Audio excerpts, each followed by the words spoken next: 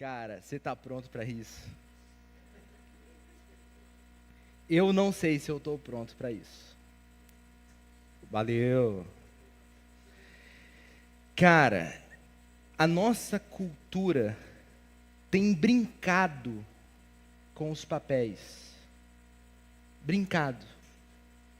Resultado, uma sociedade ponta cabeça. E eu quero logo abrir a série dizendo o principal. A Bíblia não é machista. Mas a Bíblia não é feminista. Fechou? Ponto final. Não tem espaço na espiritualidade cristã para machismos e feminismos. Não tem espaço. A não ser que você queira usar um outro texto, não a Bíblia.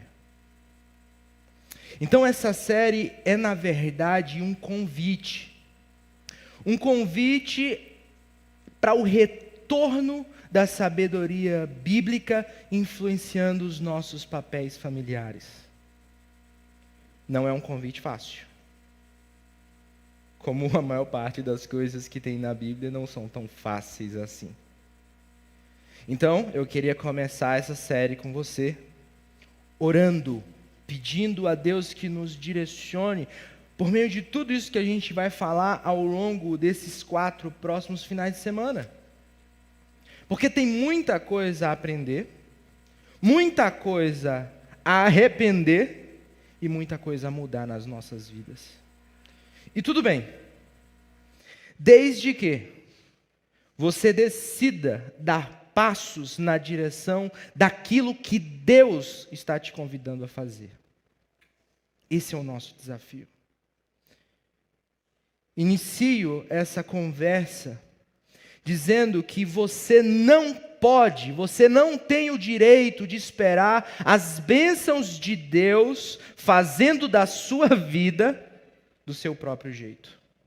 Não conte com as bênçãos de Deus, não fazendo as coisas do jeito de Deus. E o nosso papel enquanto homem, mulher, papai, mamãe, filhinho, são muito bem dimensionados na Bíblia. Eu não creio na Bíblia. Não tem problema. Vão ter coisas úteis para você também. Vamos falar com Deus? Deus, nosso Pai, muito obrigado, Senhor, porque o Senhor não nos deixou à deriva. O Senhor nos deu diretrizes e parâmetros muito claros sobre como devemos ser. Então, nós te suplicamos que o Senhor amoleça o nosso coração, para que a gente tenha coragem, Deus, coragem de fazer Tua vontade.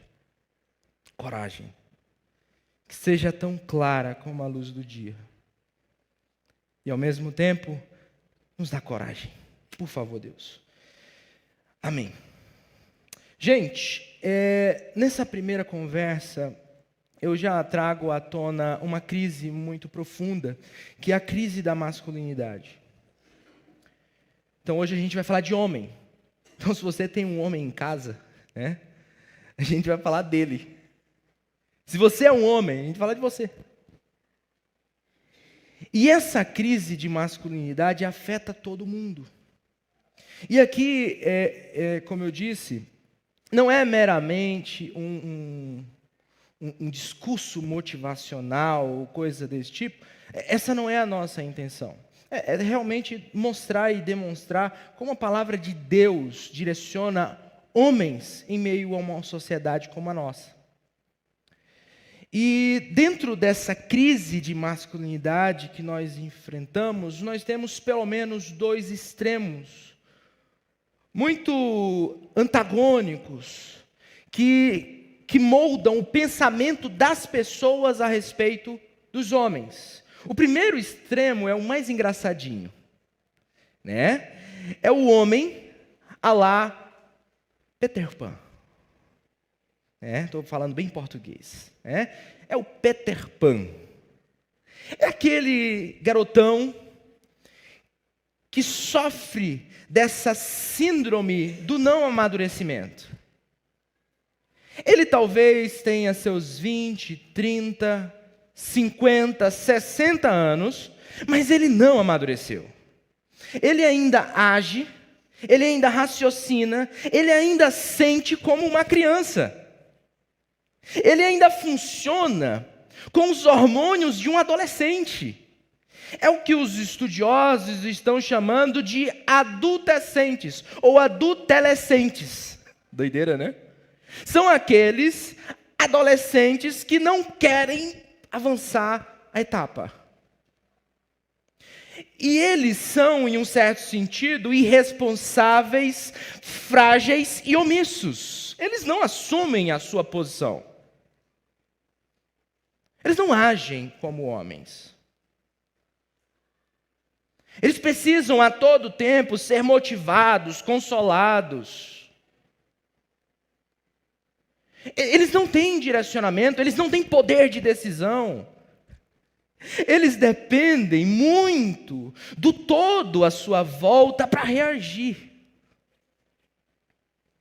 Se é para escolher um almoço, o cara não consegue. Ele é aquele tipo, né, engraçadinho de homem, que se dói com tudo. É o Peter Pan. É a criança que não quer crescer. Esse é o retrato falado de milhares de homens do mundo. Milhões, bilhões talvez. Eu conheço diversos, são muito engraçadinhos.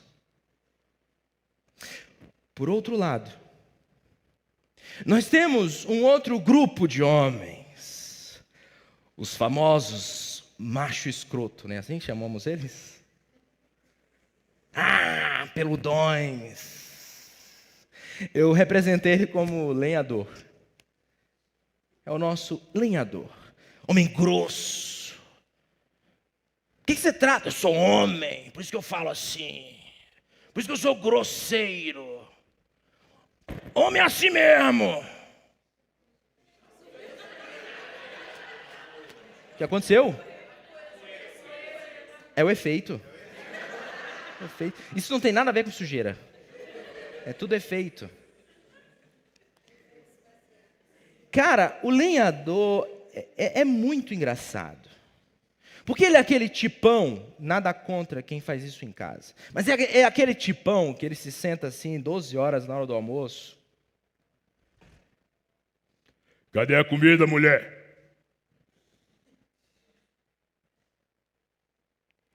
Ele não tem nenhuma deficiência. Ele tem todos os membros no lugar. 12:03. Tô vendo que tá ficando difícil aqui em casa, viu? Aí a coitada tem que vir correndo de algum outro lugar para colocar a comida desse animal. Que ele é incapaz. Ele é aquele cara que não responde porque ele é homem.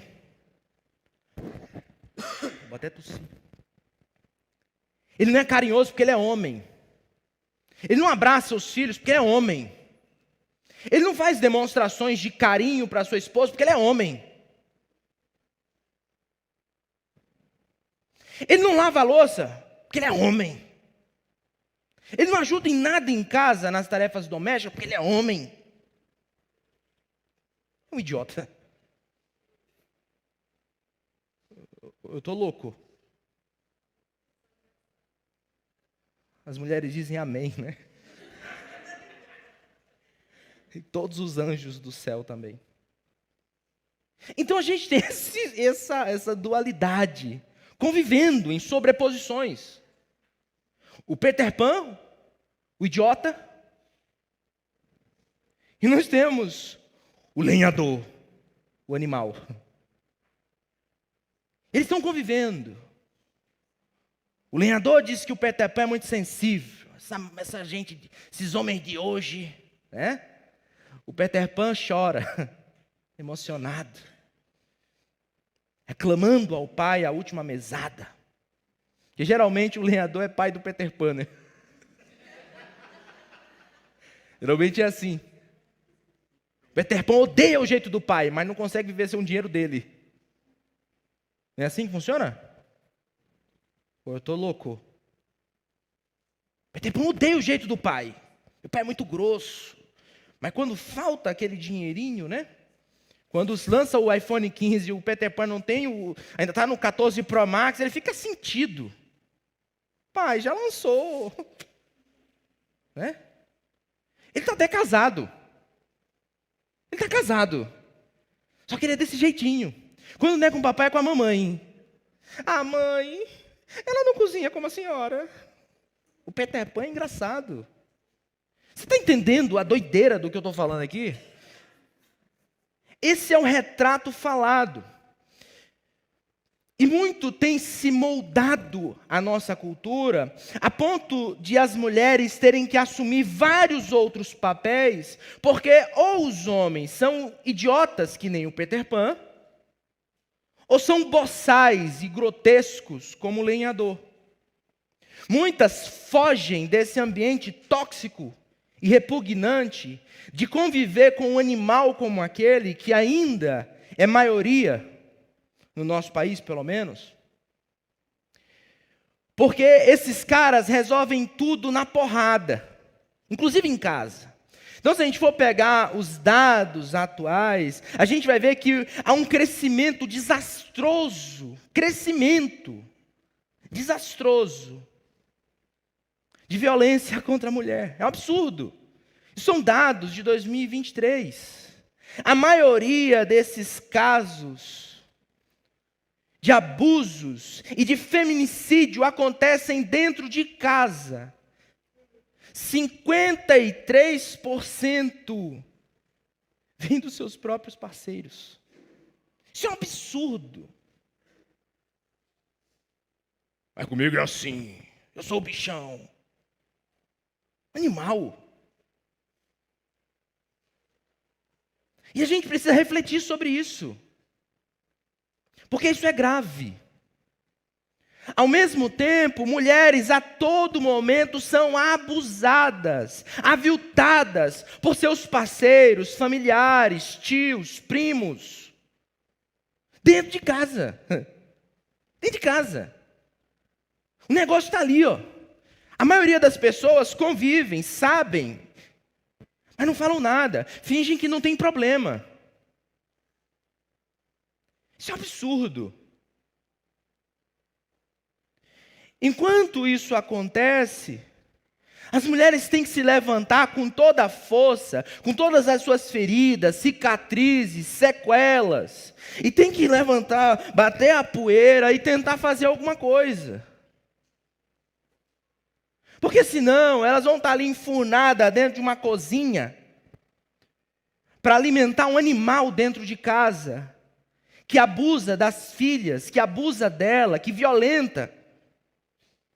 E ponto final. Por isso, historicamente, essas mulheres se levantaram. E a gente vai dar uma atenção muito especial às mulheres no próximo domingo. Em nome de uma bandeira pró-mulher.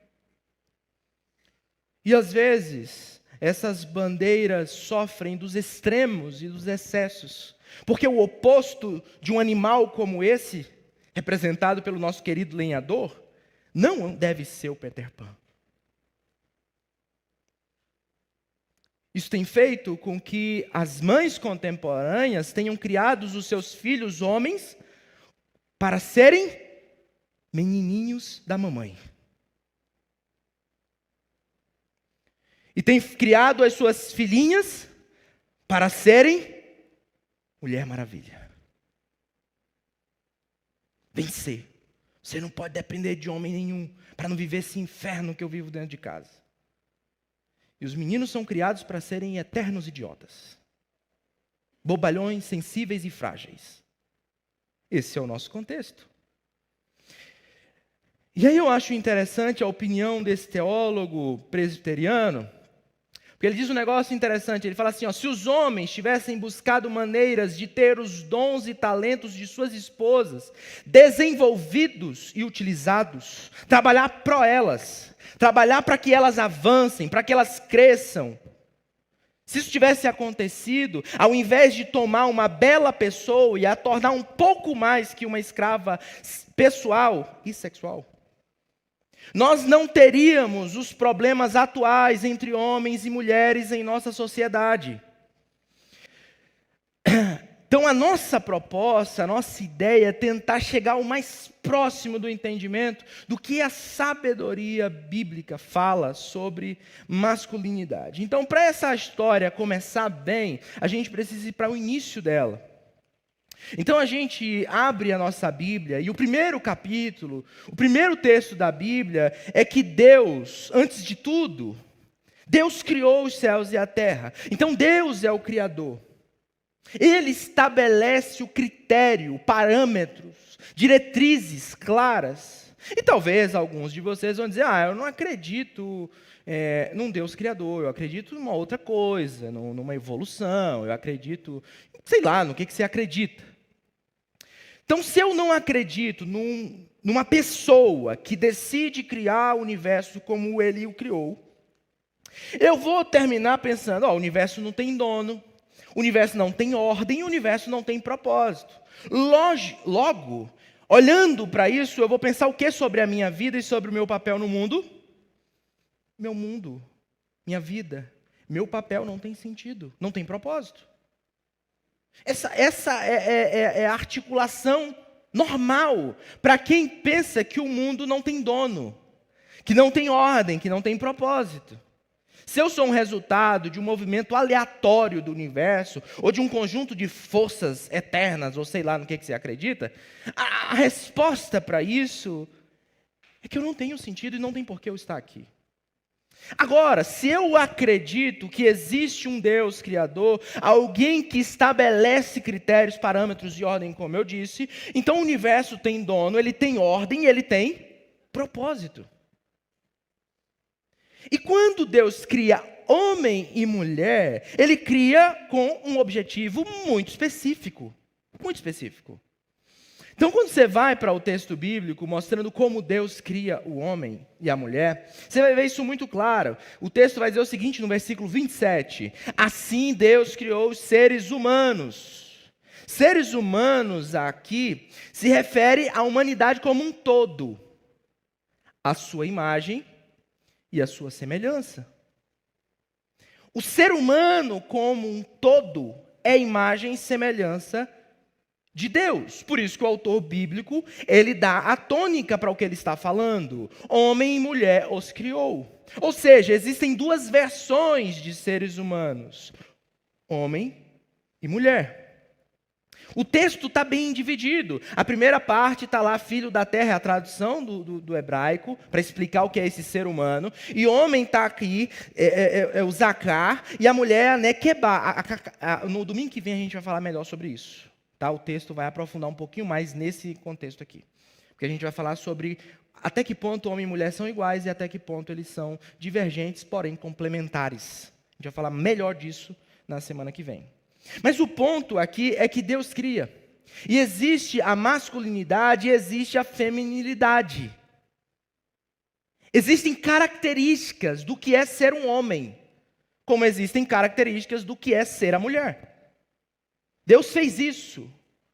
Está impresso no nosso DNA, na nossa constituição enquanto ser humano. Mas eu não me sinto assim. Tudo bem.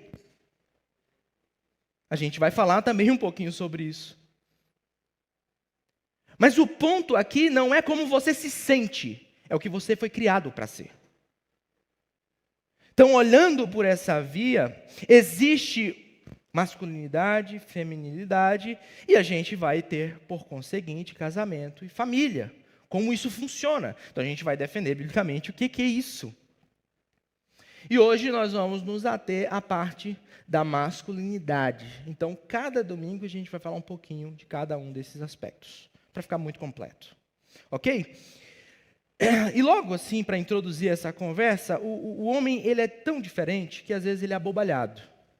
Então, não sei se você, mulher, que tem um homem em casa, ou um filho, ou um homem assim que convive com você, você vai notar que o homem ele tem uma doença.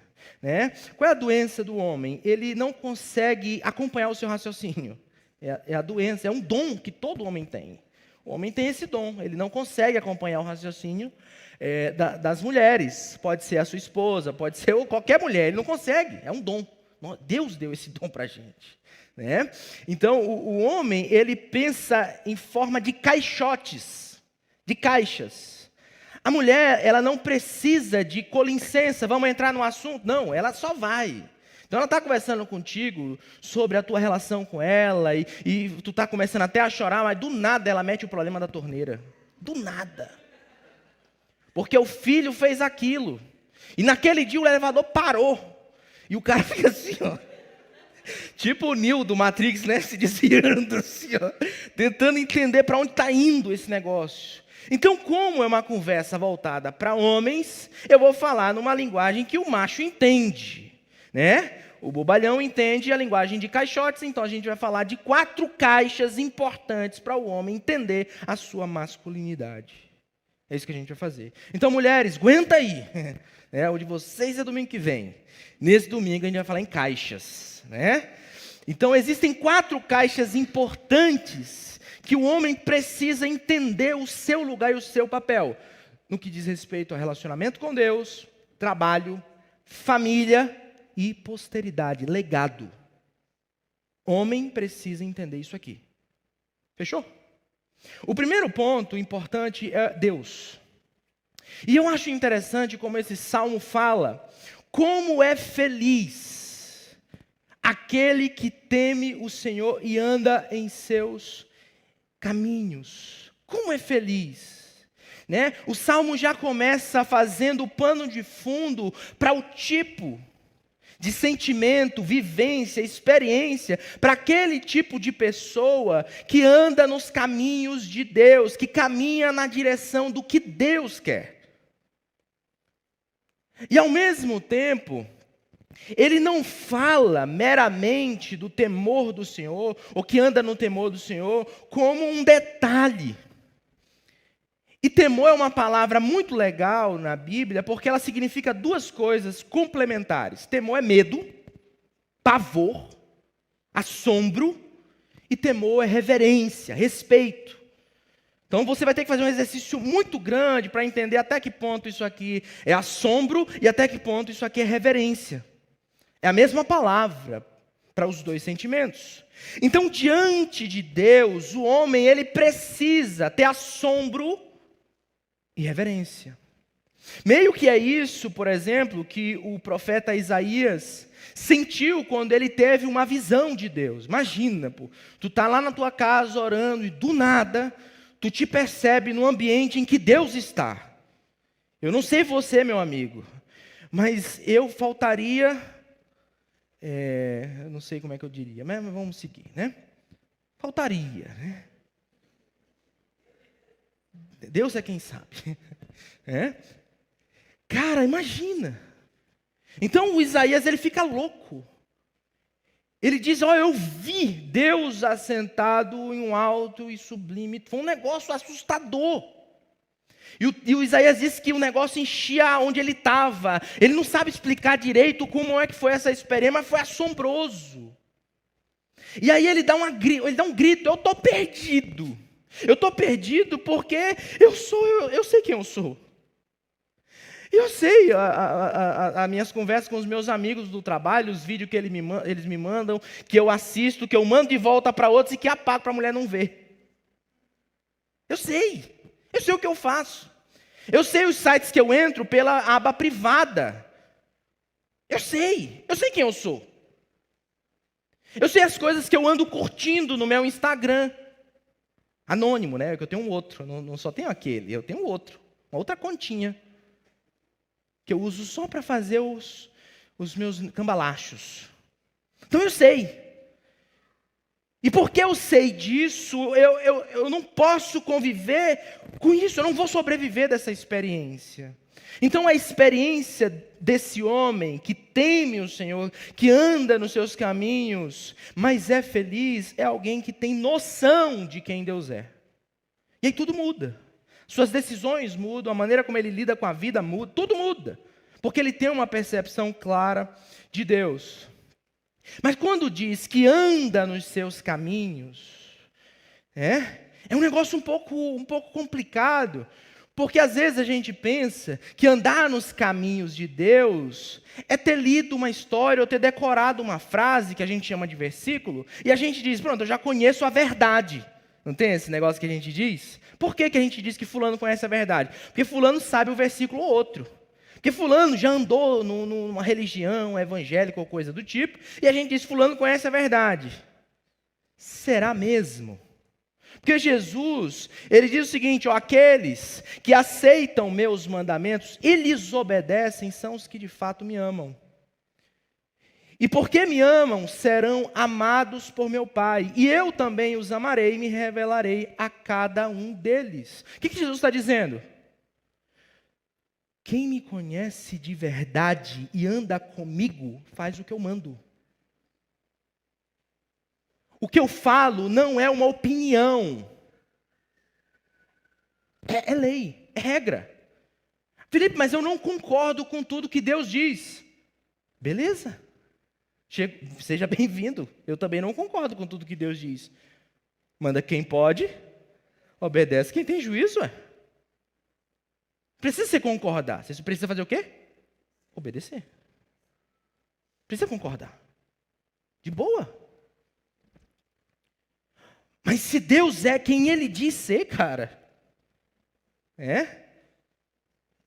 pressão, cara. É pressão.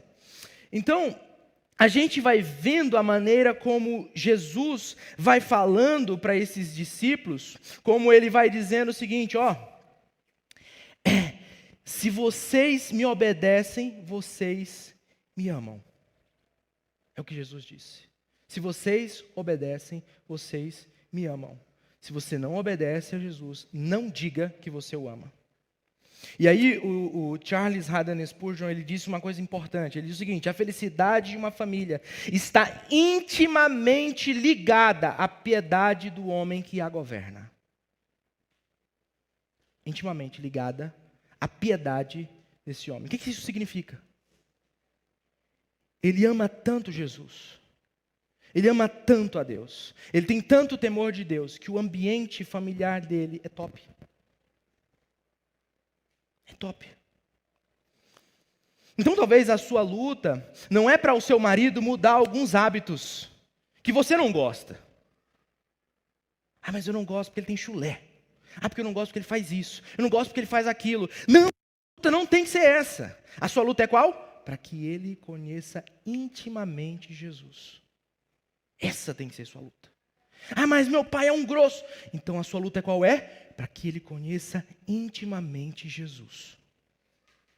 Não foca nos estereótipos, não foca no comportamento, foca em que ele conheça intimamente Jesus. Esse é o ponto central disso aqui.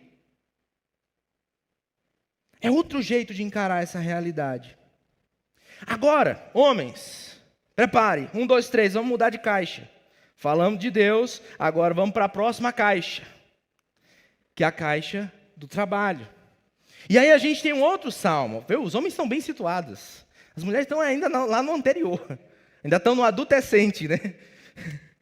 Pensando como é que ela vai explicar isso para o marido dela, né? Mas agora estamos na caixa do trabalho. Estamos com os homens juntos aqui. Você desfrutará o fruto do seu trabalho, será feliz e próspero. É Salmo 128. O que o texto está dizendo é o seguinte: homem bom é homem trabalhador. Homem bom é homem trabalhador. Alguns capítulos anteriores, o texto vai dizer o seguinte: os que semeiam com lágrimas colherão com gritos de alegria. Não tem espaço para masculinidade cristã, para homem vadio. Não tem espaço. O fundador da missão que eu pertenço, que é essa igreja, ele disse o seguinte, todo homem precisa trabalhar, nem que ele tenha que pagar por isso. Doideira ou não? Todo homem tem que trabalhar. Mesmo que ele tenha que pagar por isso. A gente não trabalha só por dinheiro. A gente trabalha porque a gente tem que trabalhar. É outra vibe. É característica do homem. Homem que não trabalha, ainda não aprendeu a ser homem. Eu não estou falando de remuneração, estou falando de trabalho. Trabalho. Produção. Ah, mas eu sou muito boêmio, sabe, Felipe? Beleza, seja boêmio um trabalhador. Ah, Felipe, eu gosto muito de videogame. Beleza, jogue seu videogame, mas seja trabalhador. Ah, Felipe, mas eu aprendi que... Não sei, mas seja trabalhador. Não tem espaço para homem vadio na cosmovisão cristã. Dentro do que a gente pensa de espiritualidade cristã, não tem espaço. Talvez você, como a maioria de pessoas da nossa idade, ali entre os seus 20 e 35 anos, talvez você ainda está vivendo ali uma adolescência, em que você deixava os copos tudo em cima da pia e Jesus lavava para você. Né? Talvez você está vivendo ainda naquele tempo maravilhoso, né? Mas agora você já é um adulto. Então você precisa trabalhar. É obrigação sua, enquanto homem, a trabalhar. Manjou? As mulheres vão dizer um amém ou não? Amém, amém, com certeza. Então, é assim que funciona. Olha só o que esse provérbio diz: quem planeja bem e trabalha com dedicação, prospera. Quem se apressa e toma atalhos, fica pobre. Manjou? Está na Bíblia. Quem busca sempre os caminhos mais fáceis, é o preguiçoso, obviamente. Ele evita trabalho. Ele vai ser um grande idiota para sempre, a não ser que a sua mulher, sua maravilhosa companheira, ou seus pais te banquem para sempre. Sacou? Vai ser um eterno idiota, um bobalhão, um peterpanzão, de seus 35, 40 anos, sustentado pela sua adorável esposa, ou sua mamãe, ou papai. É pesado, mas é fato. É fato. Eu sei que a galera da minha idade está louca. Mas eu estou aberto ao cancelamento, tá bom? Quem trabalha com dedicação tem fartura de alimento. Quem corre atrás de fantasias não tem juízo. Tem noção que isso aqui é tudo da Bíblia, pô. Galera da minha idade é muito fantasiosa, busca um sonho aleatório, um negócio utópico. Eu não vejo a hora de ter as condições perfeitas. Meu amigo, trabalha duro até ter as condições. Ah, mas eu não tenho um emprego. Beleza, amigo. Fale comigo depois do culto, eu vou lhe dar R$10. E você vai comprar algumas garrafinhas de água e você vai começar a vender. E você vai fazer o que aqueles youtubers que mostram na internet, você já viu? Aqueles caras que começam com nada e faturam no final do dia, sei lá, R$100. Você vai começar desse jeito. Sendo um empreendedor, a profissão que mais cresce no Brasil. Mas você não pode parar. O ponto é esse. Você não pode parar. Se você é um homem, você na hora que você nasceu, homem, você não pode parar. Você não tem direito de parar. Então, é trabalho com dedicação, é trabalho com dedicação. E essa semana eu fiquei muito emocionado, porque uma irmã querida da nossa comunidade, a Claudinha, ela postou a foto do vô dela. Vô dela tem a bagatela de 90 aninhos. É um menino, é uma criança, né, de 90 anos. Ele está aqui, ali na região de Afranho, em algum lugar muito quente, ele está ali fazendo alguma coisa. Tanto que tem que ligar para ele para saber o que diabo ele estava fazendo. O que está fazendo, vô? Não, porque quando eu passo, o carro fica passando por cima de uns negócios, eu resolvi tirar. Esse é o vô dela. É trabalho. E não precisa. Não tem porquê. 90 anos. 90 anos. Não precisa mais fazer, não precisa mais provar nada para ninguém. Ele já tem o sustento dele. Só paro quando morrer. Se ele não disse isso, ele poderia. Esse é o avô da Claudinha. E olha o que ela disse. Meu avô, ela postou isso, com 90 anos, continua ativo. Que é um homem, né? Gente, esse é um homem. Aqui é um homem, tá? Se você não conhece, é isso aqui. Ó. Trabalhando sob o sol na roça. Ele é uma inspiração para mim, mostrando que a idade não é um obstáculo para lutar, mesmo que eu desejasse que ele fosse menos teimoso. É velho, né? Além de homem é velho é teimoso. Né? Deixei aqui essa foto para lembrar que preciso lutar com todas as minhas forças, todos os dias, independente das situações. Esse é o lance. Esse é o foco.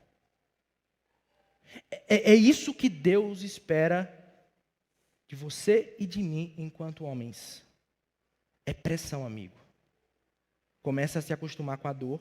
Comece a se acostumar com o suor. Comece a se acostumar com calos, porque você foi chamado para isso. Essa é a sua vocação enquanto ser humano macho. Não tem espaço para homem vadio na espiritualidade cristã. Mas cuidado com os extremos. E aí na série Sextou, que é uma série ali de maio de 2022, eu falei desses 2 livros aqui. Um, né, bem boêmio, trabalhe 4 horas por semana, aquelas coisas bem aleatórias. E o outro que quer te fazer trabalhar doido. E a ideia não é que você seja um workaholic. Não é isso. Um viciado em trabalho. Não é isso que eu estou falando. A ideia é que você tenha um mínimo de ritmo. Que você cuide com os extremos. Você se mantenha ativo quando tem que estar ativo. Tiver que descansar, descanse. Não mais do que 24 horas por semana. Não mais que 24 horas por semana. É o suficiente. Garanto a você que você vai conseguir sobreviver. Ok? Essa é a ideia. Felipe, mas assim, eu tenho muita coisa para fazer, eu tenho muita conta, Mude o seu estilo de vida. Mude o seu estilo de vida. Sua família não pode pagar pela sua falta de responsabilidade com o seu lar. Você tem que cuidar de sua esposa, você tem que cuidar de seus filhos. Se você ainda não tem esposas e filhos, ou você não pretende ter, não tem problema nenhum. Mas você tem que ser uma referência de masculinidade na sua família e para a sociedade. Sendo um padrão masculino. Não seja um lenhador e não seja um Peter Pan. Mas eu tenho muita conta. E aí a palavra de Deus diz o seguinte para você. Se o Senhor não constrói a casa, o trabalho dos construtores é vão. É inútil trabalhar tanto, desde a madrugada até tarde da noite, e se preocupar em conseguir o alimento. Por quê? Por que é inútil? Porque Deus cuida dos seus amados enquanto dorme. Nós não trabalhamos simplesmente para sustentar nossa família. Não. Nós trabalhamos porque é nossa vocação.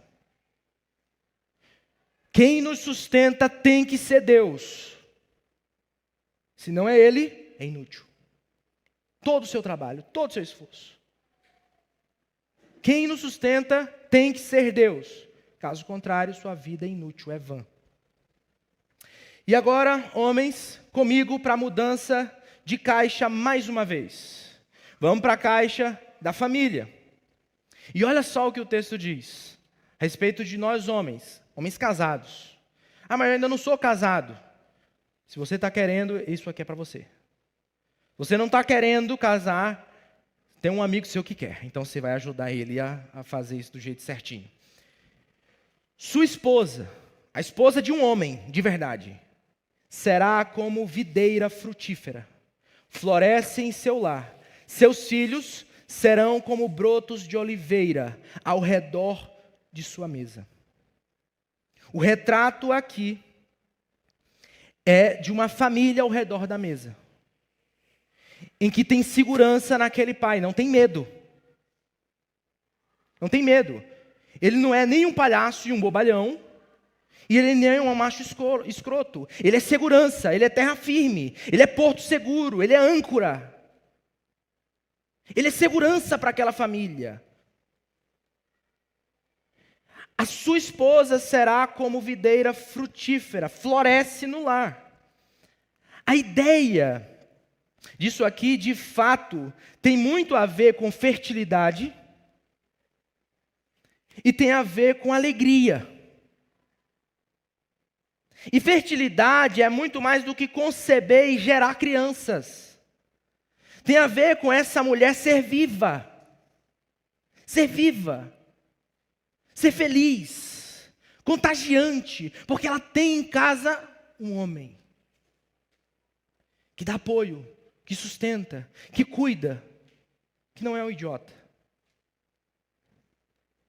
e nem é um troglodita, é um homem. Esse é o nosso papel. O ânimo das nossas esposas também faz parte da nossa responsabilidade. Nós precisamos fazê-las seguras. Elas precisam estar seguras porque estão conosco. Entende isso, cara? Ela precisa estar segura porque está comigo. Nenhum homem encosta na minha. Entendeu isso? Eu sou capaz de matar e morrer por ela. Entendeu isso? Ninguém encosta nela. Eu sou o homem da minha casa. Mas eu não preciso nem ser um idiota e nem ser um troglodita para ser esse homem. Eu não estou falando de macho escroto. Estou falando de homem. Outra coisa. Ela está segura. Mas aí você me pergunta, Felipe, mas como é que eu cultivo essa videira frutífera para que ela se sinta acolhida, amada? Então vamos pensar nisso. Olha só o que esse texto diz. Esposas, sujeitem-se cada uma a seu próprio marido, como ao Senhor. Pois o marido é o cabeça da sua esposa. Como é que o marido é o cabeça da sua esposa? Como Cristo é o cabeça da igreja. O apóstolo Paulo, que escreve esse texto, ele explica como essa cabeça funciona.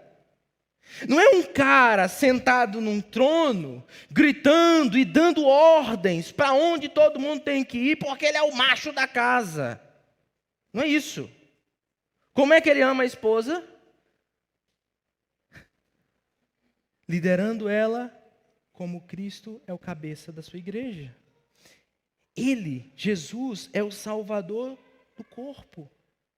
Ele provê o melhor para sua esposa, que é a igreja. Da mesma forma, é nossa responsabilidade, enquanto homens, demonstrar quem é Jesus e como Jesus ama. É doideira demais isso. Se você não faz isso,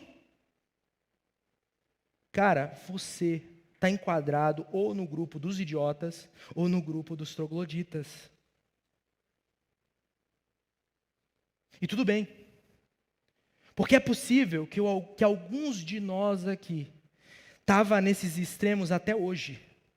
Até hoje. E até hoje andou aleatório.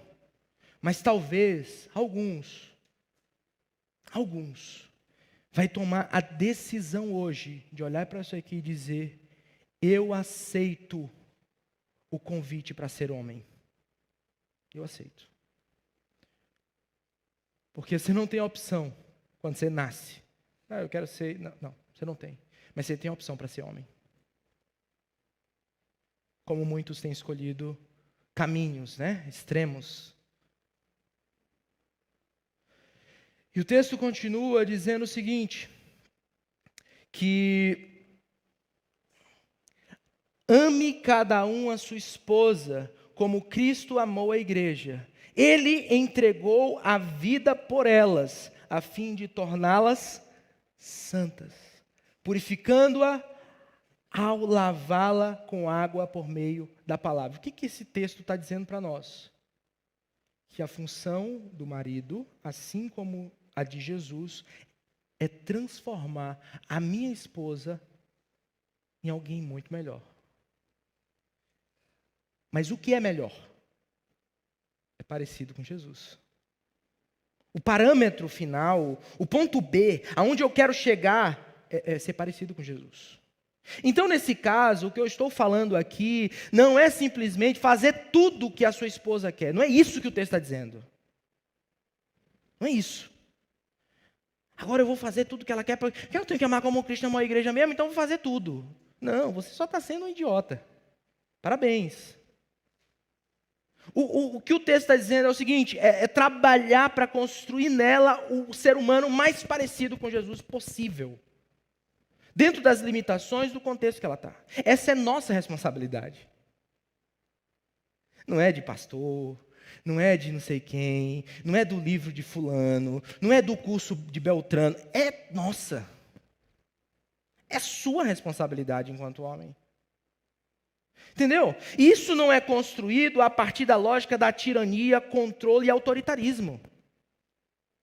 Não é assim. A partir de agora, 6 horas da manhã, nós vamos levantar para orar e ler a Bíblia. Porque agora eu vou assumir, vou fazer um efeito especial. Eu vou assumir ali, não subiu, né? Eu vou assumir a liderança da minha casa, porque eu sou o cabeça, né? E você é a cauda, mulher. Né? O cara faz isso, né? A partir de agora, vamos ler a Bíblia. Na hora do almoço, vou botar a camisa, que eu não vou mais almoçar sem camisa, porque tem que ter reverência. Né? Não é isso, gente? O cara, o animal, ele é engraçado, pô. O lenhador, ele é engraçado. Ele quer assumir o controle da casa, né? E tem uns que são meio assim, né? Meio lá, meio cá, né? Ora ele é bobalhão e ora ele é brutão, né? Ora ele é bobalhão, ora ele é brutão. E aí ele não sabe o que ele é, né? Ele fica no meio do caminho ali. O texto está dizendo como Cristo amou a igreja. Como é que Cristo ama a igreja? É dando tudo. Para quê? Para a igreja ser alegre e feliz? Não. Para ela ser salva. Para ela ser santa. É outra vibe. Talvez você, como homem, vai ter que aprender a dizer muito mais não do que sims. De um jeito que ela entenda que você está cuidando dela, animal. Os homens estão me entendendo. Estão evitando entender, mas estão entendendo. Talvez não estão concordando muito, mas estão entendendo. E aí, quando a gente olha para como Jesus ama a igreja, a gente vai ver que tem muito mais a ver com amor, cuidado e responsabilidade. É assim que a gente precisa amar as nossas esposas, a fim de torná-las santas. Essa é a nossa chamada, é a nossa vocação. É por falta de homens assim que esse mundo tem se tornado uma porcaria. As mulheres estão frustradas, porque o que elas encontram são bobalhões ou lenhadores. Você entende isso? Então eu gosto muito dessa expressão desse teólogo. Ele diz o seguinte: com certeza temos que rejeitar toda linguagem carregada de emoções relacionada à hierarquia, como se o homem ser o cabeça da mulher significasse patriarcalismo ou um paternalismo protetor, uma autocracia ou uma dominação, como se a submissão a isso significasse subordinação ou subjugar-se. Devemos desenvolver uma compreensão bíblica sobre ser o cabeça, sobre ser líder, sobre liderar a nossa casa. É outra vibe. É outro jeito. É outra forma. Então, como é que a gente deve cultivar a nossa videira diante de tudo isso que a gente está falando? Assumindo a responsabilidade, sendo líder servo da nossa casa. Para isso, a gente precisa amar sacrificialmente, cuidar e proteger, prover e sustentar. Essa é a nossa vocação. Deus nos chama para isso. Mas talvez um dos mais importantes, guiar a maturidade. Essa é a nossa responsabilidade. Como é que a gente deve cultivar essa videira? Vamos pensar um pouco sobre submissão. Submissão não é exclusividade da esposa. O texto não diz isso. O texto diz que o homem submete a Cristo. Quando o apóstolo Paulo fala, ele começa dizendo o seguinte, quando ele começa esse assunto, ele fala assim, sujeitai-vos uns aos outros. É um trabalho de mutualidade, mas quem é o responsável? O cara. Está indo mal, teu casamento está acabando, quem é o responsável? O cara. O cara é o responsável. Mas ela que é chata, tu é o responsável. Manjou? Eu estou falando isso, eu sou homem, sei do que eu estou falando. Ou a gente é omisso demais, ou a gente é grosso demais. Não é assim que funciona? Não é inferioridade da esposa. Semana que vem a gente vai falar melhor disso. Não é escravidão da esposa. E não é meramente autocracia, autonomia do marido. Então, o que é submissão? É respeito pela função dele, alinhamento com a missão dele. E algumas questões importantes. O que fazer se o marido não merece respeito? A maioria não merece. O que eu faço? Ou então, e se o marido não assume seu papel? Eita. Felipe, agora eu fiquei em maus lençóis, porque o que eu tenho lá em casa... Aí algumas estão fazendo assim, bem de leve, né? Assim, de leve. Para não alejar, só para sentir dor. Três ali já levantaram, não sei porquê.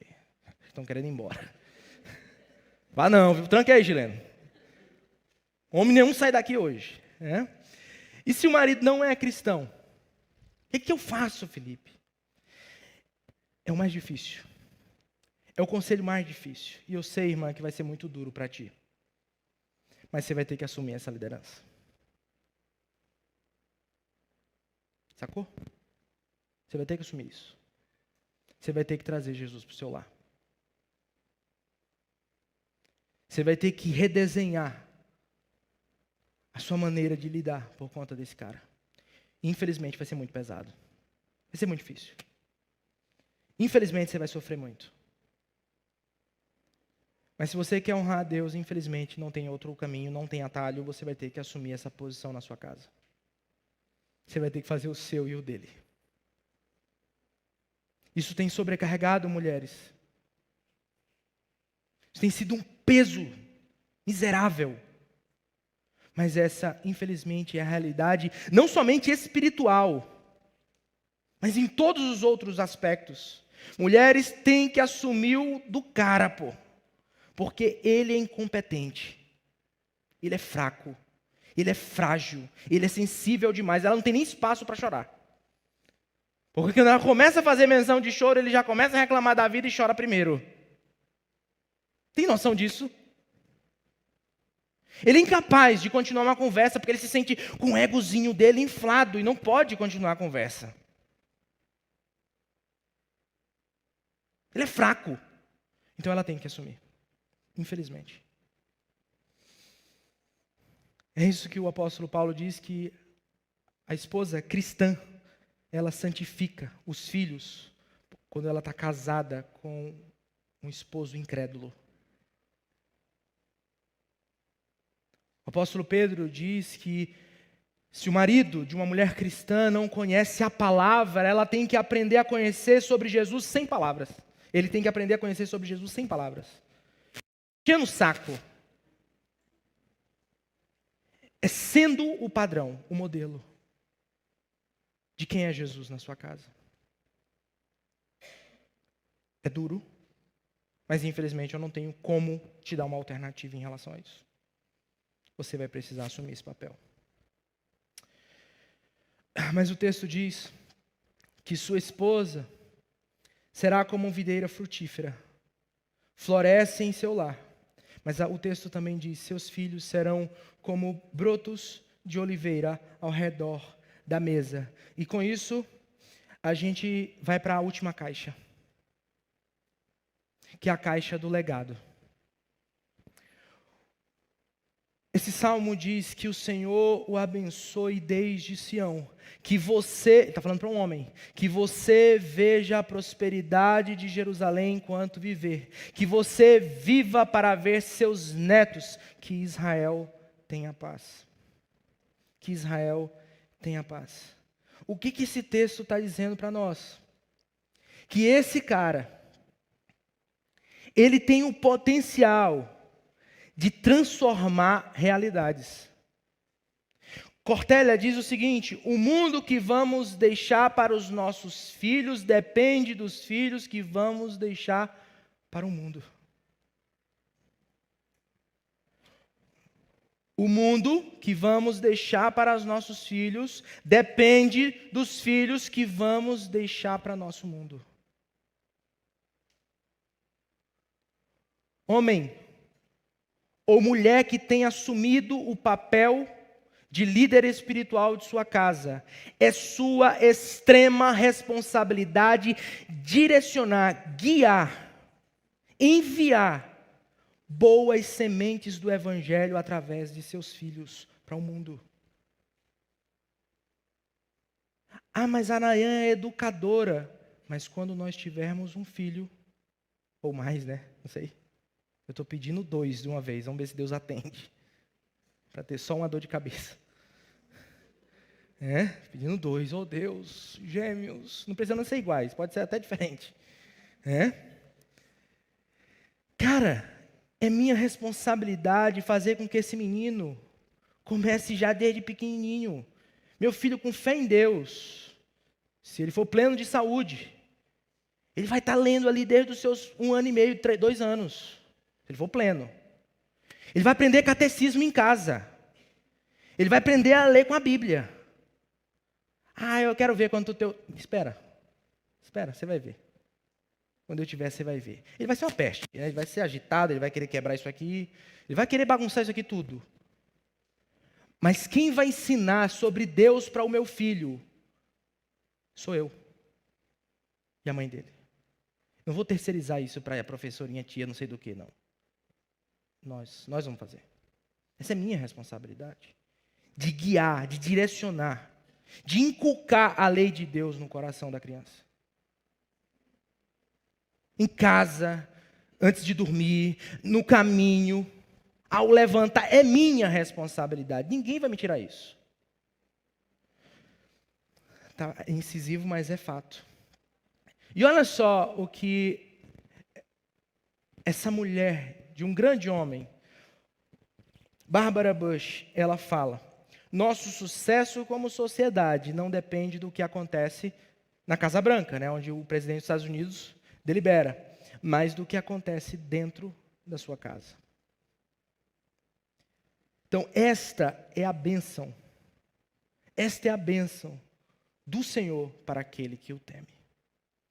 Quando o homem teme a Deus e decide assumir o seu papel, ele é assim. Quando ele não assume o seu papel, o caos impera na sua casa. E eu quero encerrar pensando nas caixas, pensando nessa ideia de modelos divino de masculinidade. Em relação a Deus, ele deve amar e seguir a direção de Deus. Em relação a trabalho, ele deve trabalhar com dedicação e ritmo, equilíbrio. Em relação à família, ele deve ser o responsável, ele deve ser cuidadoso para com a esposa e filhos. Em relação a legado, ele deve deixar um legado que abençoará o mundo. Entendeu a pressão disso? Seus filhos são um resultado daquilo que você plantou na vida deles. Felipe, mas eu fiz tudo errado, meu Deus, e agora? Acabou. Em relação ao passado, não há mais o que fazer. Não adianta chorar pelo leite derramado, não é fato? Mas a partir de agora, você pode assumir, de fato, a liderança espiritual da sua casa, seu casamento, seus filhos. Você pode assumir isso. Inclusive, eu te desafio a fazer isso de forma muito honesta. A gente pode chegar em casa, até aqui, gente. Tem 30 anos que eu erro. Mas a partir de agora vai ser diferente. Me perdoem pelas inúmeras vezes que eu agi como um animal aqui dentro de casa ou como um bobalhão. Mas eu quero fazer diferente. E com a ajuda de Deus, eu vou conseguir fazer diferente. A partir de agora, eu quero assumir a liderança, não é o controle, é a liderança da vida espiritual de vocês. Eu quero batalhar em oração por vocês. Eu quero ensinar as verdades de Deus para vocês. Eu não conheço muito, então eu vou começar a aprender, eu vou começar a conhecer, eu vou começar a buscar, porque essa é a nossa vocação enquanto homens. Então eu não quero saber quanto você já errou até aqui. O mais importante é o que você vai fazer de agora em diante. Então a gente encerra pensando em 3 perguntas importantes. Primeira, sua vida é marcada por uma fraca presença masculina, não pautada na sabedoria bíblica? Esse é um retrato? Talvez você nem quer casar por conta disso. Talvez você foi sequelada por um pai bobalhão, ou macho escroto, que te fez ter uma visão totalmente estereotipada de homem, e você teve que assumir uma identidade completamente diferente daquela que você tem, para poder bancar uma sequela, uma ausência, uma dor, que você não é capaz de suportar sozinha. Esse é o seu caso. Ou então homens, talvez esse seja o seu caso, você não teve uma referência masculina, e por causa disso, você é um idiota, mimado, ou grosso demais. E por causa de tudo esse negócio que te envolve, você se tornou tão sensível, que é difícil compartilhar uma dor contigo. E você entende que você é hoje o resultado da ausência desse homem que não deixou esse legado para você. Esse é o seu caso. Segundo, e aqui vai só para os homens. Você já assumiu a responsabilidade em ser homem. Ser homem. Ser o homem que Deus quer que você seja. Ser o homem que esse mundo precisa. Cara, já está muito cheio de bobalhões e de brutamontes. Está na hora de sair homens de Deus aqui, pô. Âncoras, porto seguro. Homens que dão a vida por suas famílias. Homens que aguentam o tranco. Beleza, você foi um bobalhão até aqui, mas está na hora de dar um passo, né? Talvez é agora. Ou talvez você vai fingir que não foi com você. Não, mas eu acho assim, eu penso assim, que tem um outro jeito, né? Tem outras formas de ser homem. Eu acho que Felipe está sendo muito autoritário. Eu estou sendo nada. Tu acha que eu queria isso aqui, pô? O que é fácil para mim? Fácil ser minha mãe cuidando de mim. É mais fácil. Cuidando de mim, lavando minhas roupas. É muito mais fácil. Perguntando se eu estou bem toda hora. Ou então se a Nayan fosse incorporando ali minha mãe, seria muito mais fácil, muito mais legal. Eu em casa de boa, e ela vinha mexendo assim. Tá bem, tá com fome, querido. É mais fácil para mim, ué. Você acha que é legal falar esses negócios aqui? Você concorda com tudo, Felipe? Claro que não. Mas o que você vai fazer, Felipe? Tudo que eu puder fazer. Tudo que eu puder fazer. Pode doer, pode ser difícil, pode ser complicado, não interessa. Eu sei, eu vou ter preguiça, eu sou chato, eu vou ter que mudar isso, mas eu vou seguir. E eu sei que muitos homens aqui, estão lutando dentro de si, porque sabem do que eu estou falando. Em primeiro lugar, eu queria que você, homem, junto comigo, ficasse de pé.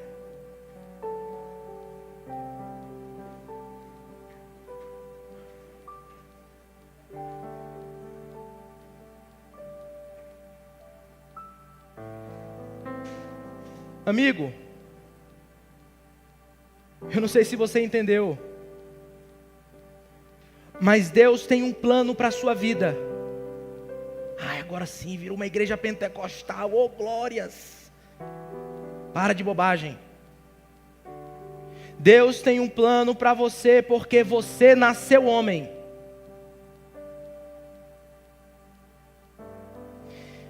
E o plano de Deus não é que você seja um Peter Pan. Não é que você seja um lenhador. O plano de Deus é que você seja a expressão mais clara de Jesus Cristo no seu lar. Amigo, você entendeu isso? A expressão mais clara de Jesus Cristo no seu lar, na sua família. Ah, Felipe, mas eu não quero casar. Não tem problema. Aonde você estiver, você foi chamado. Esse é o plano de Deus para a sua vida, amigo. Eu quero te convidar a assumir a masculinidade. Se você não assumiu, eu quero te convidar a fazer isso, cara. Esse mundo precisa de você. Esse mundo está pior porque você não assumiu isso. Não quero saber o quanto você já errou até aqui. Não quero saber sua idade. Hoje é o dia. Hoje é o dia, cara.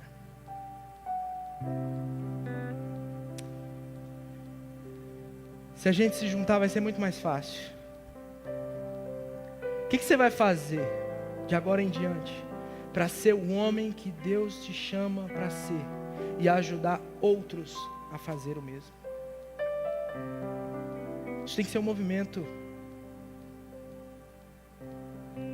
Isso tem que ser muito mais do que uma conversa motivacional, uma palestra, um negócio de uma igreja que você visitou, um negócio de uma igreja que você frequenta, que você vai.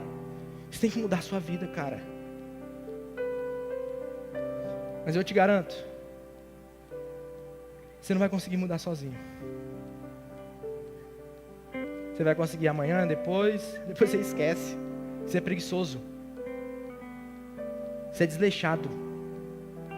Você é egoísta. Você é mimado. Se não é uma das coisas, é tudo isso. Aí você não vai conseguir. Sabe por quê? Porque quando Deus criou o mundo e fez tudo bonitinho, sabe o que a gente fez? A gente decidiu estragar as coisas. Isso, esse caos do nosso mundo que a gente está vendo, esse conflito de gêneros, é um resultado claro da rebelião do ser humano contra o seu Deus Criador. E por isso você não tem força para assumir o seu gênero, cara, a sua masculinidade. Por isso você precisa de Salvador para isso. Você precisa ser reconectado com Deus para isso. Se você já é, top demais.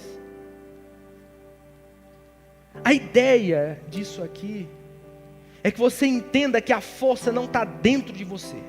É o principal. A força vem dele. Ele vai sustentar você e eu todos os dias nos nossos lares. Você precisa.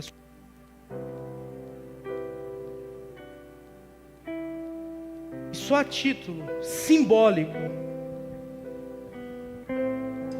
aqueles que vão fazer disso aqui um novo começo na sua vida, eu gostaria que você repetisse comigo. Se você não está disposto, não repita. Abaixa a cabeça, finge que eu não estou falando com você. Ok? eu assumo a liderança espiritual da minha casa. Eu escolho ser a expressão mais clara do meu Salvador na minha casa. A minha esposa, os meus filhos vão ver quem é Deus através de mim. Eu escolho isso, em nome de Jesus. Deus, nosso Pai bendito, nós não somos capazes, Deus, de assumir isso aqui, mas no poder do Teu Espírito Santo, o Senhor que é um especialista em lapidar corações, lapidar pessoas, o Senhor fez isso ao longo da história. Muda-nos, transforma-nos, segundo a Tua vontade, para a glória do Teu nome. Nós não somos capazes, mas porque Jesus se deu por nós, é possível fazer a diferença, é possível ser diferente.